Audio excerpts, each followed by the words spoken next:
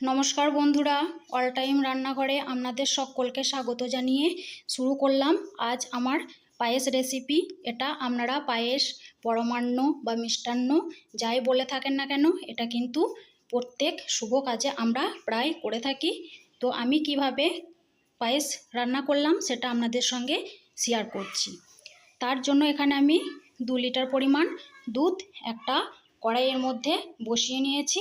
দুধটা যখন হালকা গরম হয়ে এসছে তখন এখানে আমি 2 হাতা দুধ একটা জায়গার মধ্যে তুলে নিলাম। দুধটা যখন হালকা গরম হবে তখনই তুলে নেবেন এবং বেশ কিছুটা পাউডার দুধের সঙ্গে এটা গুলে এক সাইডে রেখে দেবেন। এখন গোলা দুধটা অ্যাড করা যাবে না।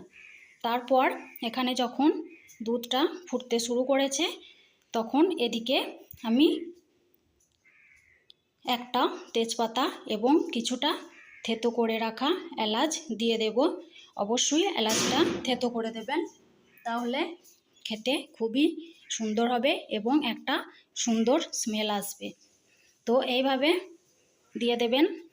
তারপর এখানে 2 লিটার দুধের জন্য 100 গ্রাম গোবিন্দভোগ চাল নিয়েছি। চালটাকে ভালোভাবে ধুয়ে নেওয়ার পর এখানে 1.5 চামচ মতো ঘি দিয়ে ভালোভাবে চালটাকে কচলে কচলে মাখিয়ে নেব। অবশ্যই চালটাকে ভালোভাবে কচলে কচলে মাখাবেন, তাহলে খুব সুন্দর স্মেল আসবে আর খেতেও ভালো লাগবে।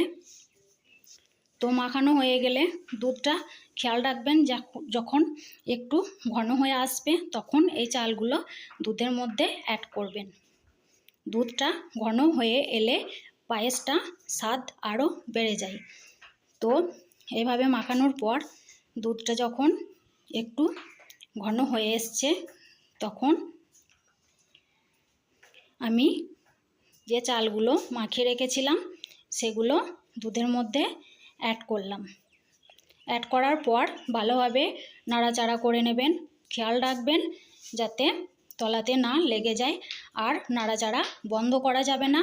পরমান্ন বা মিষ্টান্ন রান্না করতে গেলে অবশ্যই আমরা সবসময় নাড়াচাড়া করতেই থাকি। তারপর যখন হাফ সেদ্ধ হয়ে এসছে চালটা, তখন আমি যে দুধটা গুলে রেখেছিলাম সেটা অ্যাড করলাম। অ্যাড করার পর নাড়াচাড়া করতে করতে দেখুন বন্ধুরা, আমার চালটা সেদ্ধ হয়ে এসছে। এখন আমি আমার পরিমাণ মতো মিষ্টি অ্যাড করব। আপনারা এখানে গুড় বা মিষ্টি অ্যাড করতে পারেন।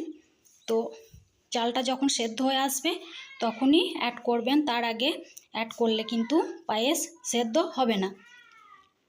তো এদিকে একটু হতে থাক, আমি এদিকে একটা কড়াইয়ের মধ্যে কিছুটা ঘি গরম করে কাজু কিশমিশ ভেজে নিলাম। এগুলো আমি সবার শেষে পায়েসের মধ্যে অ্যাড করব আর কিছুটা রেখে দেব পরিবেশন করার জন্য। এই দেখুন বন্ধুরা, আমার পায়েস রেডি হয়ে গেছে। এবার আমি কাজু কিশমিশগুলো অ্যাড করে দিলাম। তারপর হালকা নাড়াচাড়া করে এটাকে আমি নামিয়ে নেব এবং একটু ঠান্ডা করে আপনাদের পরিবেশন করে দেখাবো। এ দেখুন বন্ধুরা, আমার ঠান্ডা হয়ে গেছে। এখন আপনাদের সামনে পরিবেশন করে দেখাচ্ছি কত সুন্দর হয়েছে পায়েসটা। এইভাবে আপনারা বাড়িতে তৈরি করবেন। ততক্ষণ ভালো থাকবেন, সুস্থ থাকবেন। ধন্যবাদ।